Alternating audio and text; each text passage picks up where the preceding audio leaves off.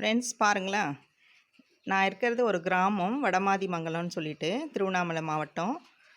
இங்கே பார்த்தீங்கன்னா கூட்ரோட்லேருந்து நம்ம ஊர் உள்ளே வந்து வரணும். கூட்ரோட்டில் வந்து நல்ல மழை பெஞ்சிட்ருக்குங்க இந்த நேரத்தில். இப்போ நான் வீட்டிலேருந்து எடுத்துகிட்ருக்கேன்.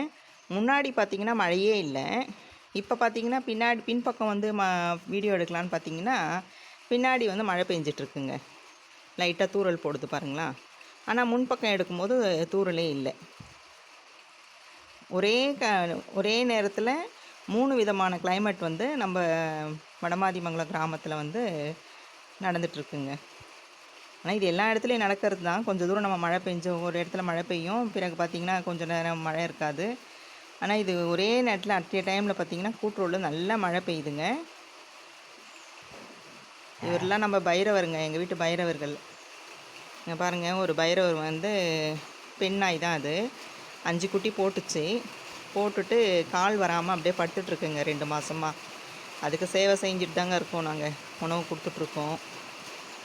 இந்த 5 குட்டிங்களும் பாருங்கள், அதனோடது தான் அது.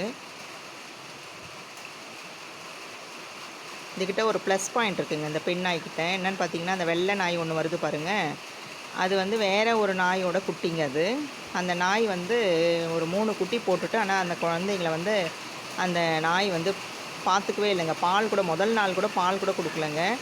சரி, அதை எடுத்துகிட்டு வந்து நாங்கள் எங்கள் வீட்டில் எடுத்துகிட்டு வந்து அந்த 3 குட்டிங்களையும் போட்டுட்டு நாங்கள் உள்ளே வரோம். இந்த பெண் நாய் படுத்துட்ருக்கு பாருங்கள்.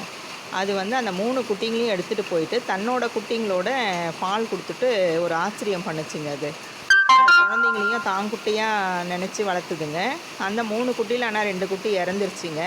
இந்த வெள்ளைக்குட்டி ஒன்று தான் உயிரோடு இருக்குது.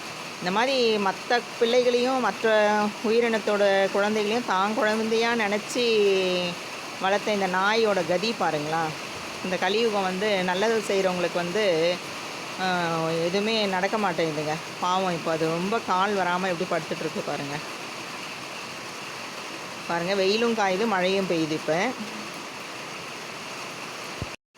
புரட்டாசி பிறந்துட்டாலே பார்த்திங்கன்னா காலையெல்லாம் நல்ல வெயில் கொளுத்துங்களாம், இரவானால் மழை பெய்யுங்களாம்.